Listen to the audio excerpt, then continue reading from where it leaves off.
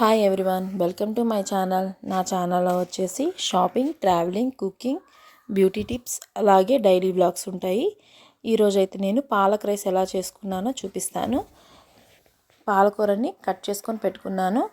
Onions, పచ్చిమిరపకాయలు కూడా cut చేసుకొని పెట్టుకున్నాను. ఇక్కడ వచ్చేసి బఠానీలు, మా ఇంట్లో కొంచెం బఠానీలు ఉంటే అవి కూడా వేసుకుంటున్నాను. మీకు లేకపోతే స్కిప్ చేసేసుకోండి. ఇక్కడ వచ్చేసి స్పైసెస్, లవంగ, దాల్చిన చెక్క, యాలుక్కాయలు, షాజీరా, సోంపు, జాజికాయ, జాపత్రి, బిర్యానీ ఆకు వేసుకున్నాను. ఒక అల్లం వెల్లుల్లి పేస్ట్, ఇవన్నీ పక్కన పెట్టుకొని ఒక ప్యాన్ పెట్టుకొని ఒక 2 టేబుల్ స్పూన్ ఆయిల్ వేసుకోవాలి. ఆయిల్ వేసుకొని మనము పాలకూరని ముక్కలు చేసుకొని పక్కన పెట్టుకున్నాం కదా, దాన్ని వేసుకొని ఫ్రై చేసుకోవాలి. నేను పాలకూరతో పాటు కొంచెం కొత్తిమీర కూడా వేసుకున్నాను. పాలకూరని కడిగేటప్పుడు కొంచెం సాల్ట్ వేసి వాటర్లో పాలకూరని కడుక్కున్నామంటే బ్యాక్టీరియా అంతా పోతుంది.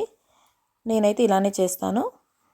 పాలకూరని శుభ్రంగా కడిగి పెట్టేసుకొని ఇలా ఫ్రై చేసుకుంటున్నాను. ఇది పచ్చివాసన పోయేంత వరకు ఫ్రై చేసుకోవాలి. చాలా టేస్ట్గా ఉంటుంది, చాలా బాగుంటుంది. పిల్లలు కూడా చాలా ఇష్టంగా తింటారు. ఎవరైనా ట్రై చేయని వాళ్ళు ఉంటే ఒకసారి ట్రై చేయండి, చాలా బాగుంటుంది. పిల్లలకి లంచ్ బాక్సుల్లో కూడా చాలా బాగుంటుంది. ఒకసారి ట్రై చేయండి. చూడండి, ఆల్మోస్ట్ ఫ్రై అయిపోయింది. ఈ ఫ్రై అయిపోయిన పాలకూరని పక్కన పెట్టేసుకోవాలి. నేను ఒక బౌల్లో పక్కన పెట్టేసుకున్నాను. అదే బాండీలో కొంచెం ఆయిల్ వేసుకొని ఆ స్పైసెస్ని వేసుకొని వేయించుకున్నాను. చూడండి, స్పైసెస్ అన్నిటినీ వేసుకున్నాను. అవి వేగిన తర్వాత కట్ చేసి పెట్టుకున్న ఉల్లిపాయలు, పచ్చిమిరపకాయలు కూడా వేసుకున్నాను. అవి పచ్చివాసన పోయేంత వరకు వేయించుకోవాలి. ఉల్లిపాయల్ని త్వరగా వేగాలి అంటే కొంచెం సాల్ట్ వేసుకొని వేయించుకున్నాము అంటే త్వరగా ఫ్రై అవుతాయి. నా వీడియో కనుక చూస్తున్నట్లయితే లైక్ చేయండి, నా ఛానల్ని సబ్స్క్రైబ్ చేసుకోండి. చూడండి, ఆనియన్స్ని ఈ విధంగా ఫ్రై చేసుకోవాలి. మనం రుచికి సరిపడా ఉప్పు కూడా వేసేసుకున్నాము అంటే త్వరగా ఆనియన్స్ అనేవి ఫ్రై అయిపోతాయి. ఇక్కడ నేను రుచికి సరిపడా ఉప్పు వేసుకుంటున్నాను. అవి కూడా వేసుకొని ఫ్రై అయిన తర్వాత అల్లం వెల్లుల్లి పేస్ట్ 2 స్పూన్స్ వేసుకుంటున్నాను. మనం తీసుకునే బియ్యం క్వాంటిటీని బట్టి మనం అల్లం వెల్లుల్లి పేస్ట్ వేసుకోవాలి. నేను 2 స్పూన్స్ వేసుకున్నాను. ఇది కూడా పచ్చివాసన పోయేంత వరకు ఫ్రై చేసుకోవాలి. ఇక్కడ వచ్చేసేసి పచ్చి బఠానీలు చెప్పాను కదా, ఇంట్లో ఉన్నాయని చెప్పేసి వేసుకుంటున్నాను. మీకు కనుక లేకపోతే స్కిప్ చేసేసేయండి.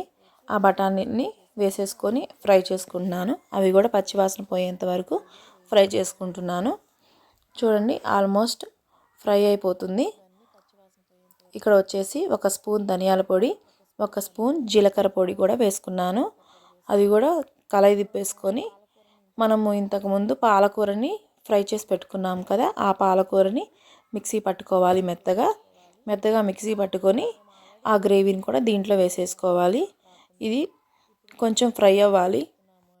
ఇది కొంచెం ఫ్రై చేసుకోవాలి. చూడండి, ఇప్పుడు మనకి ఈ కలర్లో కనిపిస్తుంది కదా, మనకి కనుక ఫ్రై అయితే కొంచెం కలర్ చేంజ్ అయినట్టు అనిపిస్తుంది. మనకి ఆయిల్ అనేది పైకి వస్తుంది. అప్పటిదాకా ఫ్రై చేసుకోవాలి. చూడండి, ఇక్కడ ఆయిల్ అంతా పైకి వచ్చేసింది, కలర్ కూడా కొంచెం చేంజ్ అయింది.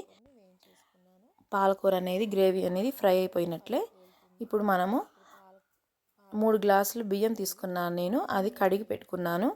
ఆ కడిగి పెట్టుకున్న బియ్యాన్ని దీంట్లో వేసేసుకుంటున్నాను. ఇలా వేసుకోవడం వల్ల ఏంటంటే రైస్కి ఆ ఫ్లేవర్ అనేది బాగా వస్తుంది.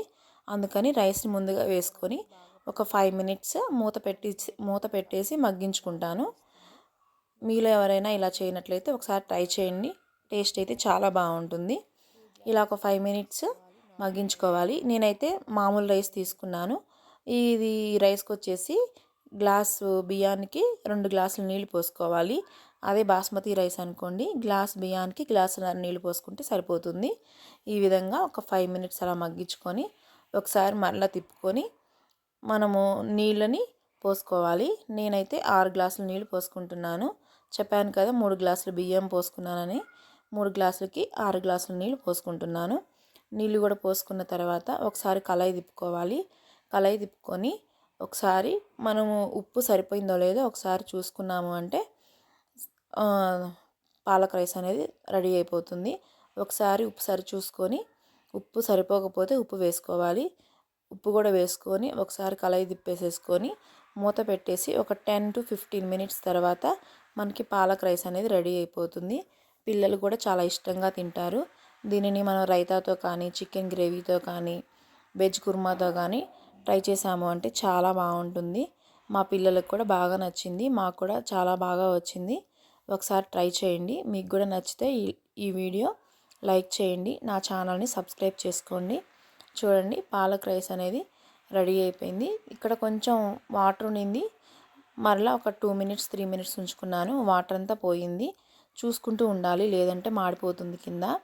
చెక్ చేసుకొని స్టవ్ కట్టేసుకున్నాను. అంతే అండి, ఎంతో టేస్టీ అయిన palak rice ready. Thank you.